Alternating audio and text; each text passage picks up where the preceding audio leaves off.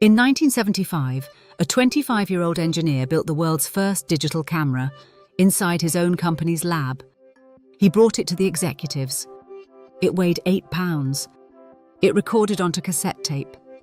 It took 23 seconds to capture a single image. He was proud of it. They looked at it, asked a few questions, and then told him to put it away. Don't tell anyone about this. It would eat into film sales. 37 years later, that company filed for bankruptcy. The technology they had invented and buried had destroyed them. Here's the thing. This isn't a story about bad luck. It isn't about timing or not being smart enough. Every company in this video had a moment, one specific, identifiable moment, where they could see exactly what was coming and chose to look away. One of them turned down $44.6 billion. One of them laughed a future trillion-dollar company out of the room. One of them was the most visited social network in America and handed their customers to a direct competitor, one referral fee at a time. These weren't edge cases. These were the biggest companies in the world at their peaks, and they all had the same problem. What does it feel like to be in the room where the wrong decision gets made and know, years later, that you were there? These weren't struggling startups. Kodak employed 145,000 people globally at its height. Nokia controlled more than half the global mobile phone market in 2007. Sears was so dominant in retail, it once sold entire houses through the mail. A direct-to-consumer distribution network, decades before Amazon existed. These were the most powerful companies in their industries. Not companies that couldn't compete. Companies that refused to. In each case, we're not looking for a slow decline or a series of compounding errors. We're looking for the single decision, the meeting, the memo, the rejected offer, where everything changed. The moment someone in the room said the wrong thing and everyone else agreed. 7 companies, 7 rooms, 7 moments. Company 1, Kodak. We start with Kodak because their story is the purest version of this. They didn't just miss the future, they invented it. Steve Sasson was 25 years old when he finished building the first portable digital camera in Kodak's Rochester lab. The year was 1975. The camera weighed 8 pounds. It recorded to cassette tape. It produced an image at 0.01 megapixels and took 23 seconds per shot. But it worked, and Sasson knew what it meant. He brought it to Kodak's management team and demonstrated it. Their response was swift. The technology would be patented. They weren't foolish enough to let a competitor own it. But it would not be developed. The reasoning, as Sasson later described in interviews, was straightforward. This would cannibalize film sales. Film was the business. Film was the margins. Film was what paid everyone in that room. Kodak's patent on the digital camera earned them billions in licensing fees over the following decades. That money funded exactly 0 meaningful pivot into digital photography. By 1991, Kodak did release a digital camera, but it was the DCS-100, a professional system built on a Nikon body, priced at around $13,000. It wasn't a consumer product. It wasn't a challenge to anyone. Sony, Canon, and Nikon had already been building for the mass market for years. Kodak wasn't leading. They were catching up, and they never caught up enough. Here's the detail that makes this story almost unbearable. Before he left that room in 1975, one of the executives asked Sasson a question. How long before this becomes a real threat to film? Sasson estimated 15 to 20 years. The executive relaxed. That's not our problem. That's someone else's problem. And they were right. By the time digital photography became an existential threat to Kodak, most of those executives had retired. It was, technically, someone else's problem. It became the company's problem. In January 2012, Kodak filed for Chapter 11 bankruptcy. Steve Sasson's original 1975 camera is now on display at the Smithsonian. The company that made it, at its peak employing 145,000 people worldwide, the backbone of an entire city, is gone. Company 2, Nokia. In 2007, Nokia controlled more than 50% of the global mobile phone market. Not a large share, more than half. They weren't winning. They were the market. When the iPhone launched in June 2007, Nokia's internal reaction was not panic. It was dismissal. The iPhone had no physical keyboard. The battery life was poor. The price was too high. Nokia's engineers reportedly called it a toy. A beautiful toy, maybe, but a toy, not a threat. And that was the mistake. Not a product launch, not a missed partnership. A verdict. A shared, confident, institutional verdict that turned out to be completely wrong. The decision Nokia made in the months that followed is the one that ended them. They stayed with Symbian, their in-house operating system nearly a decade old by that point and notoriously painful for developers to build on. Google was offering Android to any manufacturer willing to adopt it. Nokia declined. They wanted to control the platform. The reasoning was understandable. The outcome was not. By 2011, the damage was clear enough that Nokia's board hired a new CEO, the first non-Finnish CEO in the company's history, brought in from Microsoft. His name was Stephen Elop. One of his first acts was to write an internal memo to the entire company. It leaked within hours. In that memo, Elop described Nokia as a burning platform. He wrote that Nokia was standing on an oil rig on fire and that waiting was not an option. It was meant as a rallying cry. Inside Nokia, many executives treated it as an act of catastrophic misjudgment, a public signal of weakness. Elop then made a second fateful call. He committed Nokia to Windows Phone, passing up Android entirely. Between 2010 and 2014, Nokia's smartphone market share collapsed from around a third of the global market to roughly 3%. The stock dropped. Losses mounted into the billions of euros. In 2014, Nokia sold its mobile phone division to Microsoft for approximately $7.2 billion. Microsoft wrote off most of that value within 2 years. The Nokia phone brand, once worth tens of billions, effectively ceased to exist. The company that owned more than half the world's mobile phone market had, in 7 years, no mobile phone market at all. Company 3, Borders. At its height, Borders was the second largest bookstore chain in America. Around 650 Borders-branded stores in the US and over 1,200 locations worldwide. Around 19,500 employees. Close to $4 billion in annual revenue. It had survived the rise of Barnes & Amp, Noble. It had survived the shift to big box retail. It was not a company on the ropes. Then came one decision. And it compounded every year for 7 years before anyone noticed. In 2001, Borders made a choice that, at the time, looked like smart capital allocation. Running an e-commerce operation was expensive and complex. Amazon was already good at it. So Borders outsourced its entire online sales platform to Amazon. Not partnered. Outsourced entirely. When customers went to Borders.com, they were redirected to Amazon.com. Amazon fulfilled the orders. Amazon kept the customer relationship. Amazon learned exactly what Borders' most loyal customers wanted to buy. Borders collected a referral fee. Think about what that means. From 2001 to 2008, 7 years. Every time a Borders customer bought a book online, they were being trained systematically, at Borders' own expense, to think of Amazon as the place to buy books. Every transaction made Amazon stickier. Every referral fee was a payment to the company that would eventually make Borders irrelevant. In 2008, Borders finally took back its own website. It was too late. The customer behavior was set. And while all of that was happening, Borders made a second bet that compounded the first.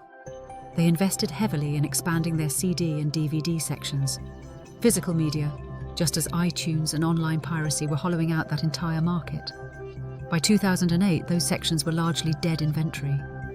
Borders filed for Chapter 11 in February 2011. By September, every store was liquidated. What makes this almost unbearable in retrospect? The 2001 decision wasn't negligence. It was a calculated business move that made sense on a spreadsheet. They just didn't account for what they were giving away. Because what they were giving away wasn't in the numbers. It was the relationship. Company 4. Sears. In 1993, Sears ran a mail-order catalogue operation that shipped products directly to customers across America, a nationwide direct-to-consumer network built on decades of brand trust, with customer lists and fulfillment infrastructure already in place. What Sears had in 1993, Amazon would spend 20 years trying to build. And in 1993, Sears shut it down. They discontinued the catalogue, dismantled the infrastructure, discarded the data. The reasoning? The catalogue was losing money, and retail stores were the future. Within 4 years, Sears attempted to launch an e-commerce site. They had to rebuild, slowly, expensively from scratch, the very system they had just thrown away.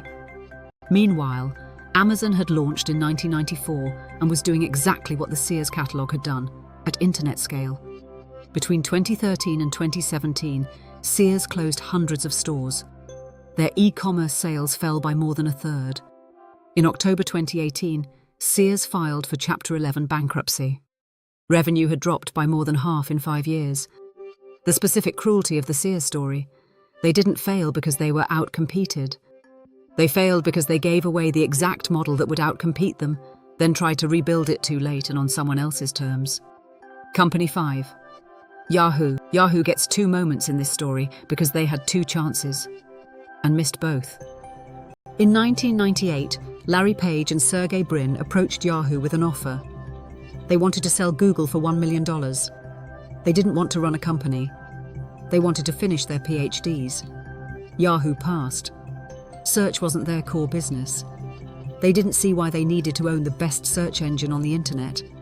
By 2002, it was impossible to miss what Google was becoming. Yahoo opened negotiations. Yahoo offered $3 billion. Google countered at $5 billion. Semmel walked away from the table. Pause on that for a second. Yahoo had already decided Google was worth $3 billion, and then said no when Google asked for $5. But the decision that defines Yahoo's collapse came in February 2008.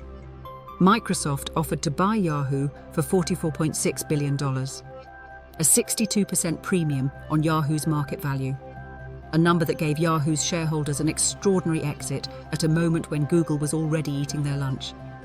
Yahoo's CEO Jerry Yang refused to sell. After protracted negotiations, Microsoft walked away.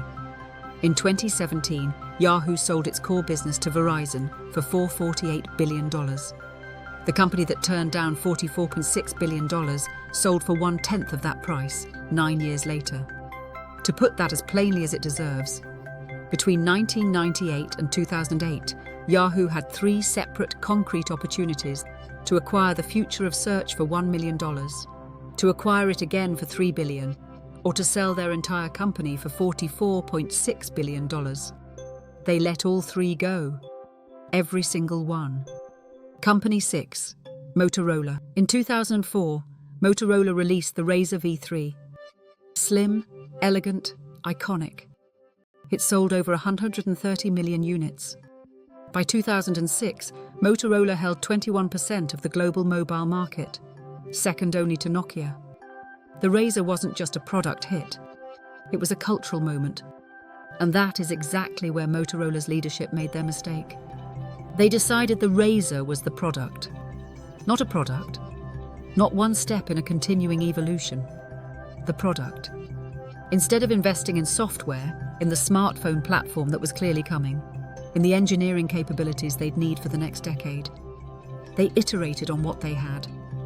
Color variants, slight spec bumps, the same phone in a new shell.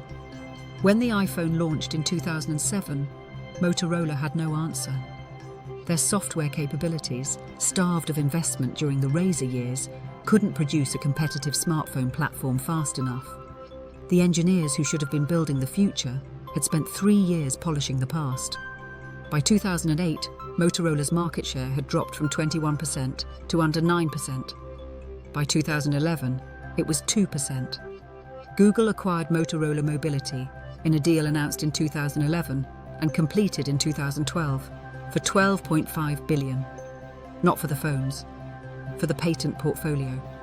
2 years later, Google sold Motorola to Lenovo for $2.91 billion. A company valued at $12.5 billion, flipped for less than $3 billion in under 3 years. There is a term in business strategy for what Motorola did, the version where the company sees the threat coming, understands it is real, and bets that their current product is simply too good to fail. It is never too good to fail. Company 7. MySpace. In 2006, MySpace became the most visited social networking site in the United States, overtaking Google in page views. Tens of millions of monthly users. Growing fast. No real competitor in sight, or so it seemed. Facebook had launched 2 years earlier, but it was still a college network. Not yet a threat.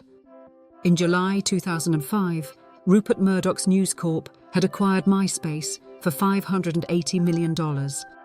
It was one of the first major internet acquisitions by a traditional media company. Everyone assumed it was a masterstroke. What happened next is the story of a social network being slowly suffocated by people who thought it was a media property. News Corp imposed traditional media company thinking onto a platform that had grown precisely because it didn't operate that way. The priority became advertising revenue, not user experience. The site filled with intrusive ads, autoplay music, spam profiles, and visual clutter. Every product decision had to pass through layers of old media corporate approval. MySpace's engineers described a culture where moving fast was structurally impossible. Facebook, during this same period, had none of these constraints. Mark Zuckerberg had direct editorial control. The product moved fast. Features that didn't work were cut. Features that did were scaled. By April 2008, MySpace had peaked at 115 million monthly visitors. Facebook reached the same number at roughly the same time. The lines crossed, and they never crossed back. In May 2009, Facebook overtook MySpace in US unique visitors. The reversal was permanent. In 2011, News Corp sold MySpace for $35 million to a digital advertising company. Do the maths? £580 million paid, $35 million received, a 94% loss in 6 years. Murdoch later called it a huge mistake. The MySpace story is different from the others in one respect. It wasn't a single bad product decision so much as a structural one. The fatal choice was selling to a company that was constitutionally incapable of running what it had bought. Here's what these 7 stories have in common. And this matters more than any individual failure. In every single case, the threat was visible. Kodak's engineers knew what digital photography meant. They were the ones who invented it. Nokia's product teams watched the iPhone keynote in real time. Borders' leadership could see Amazon growing every single quarter. They were the ones feeding it customers and paying for the privilege. Yahoo's board read the Microsoft offer documents. They knew what $44.6 billion meant. These were not surprises. There was no sudden disruption. There was a long, well-lit corridor, and they walked down it with their eyes open.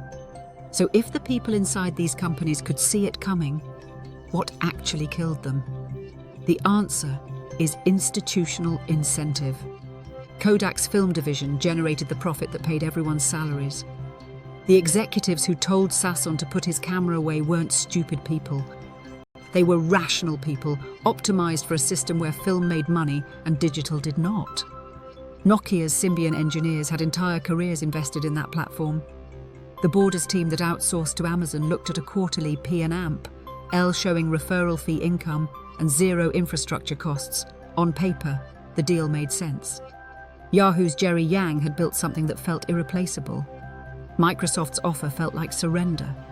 The problem is never that the people at the top are stupid. The problem is that they are optimized, very rationally, for the world as it was, not the world as it was becoming.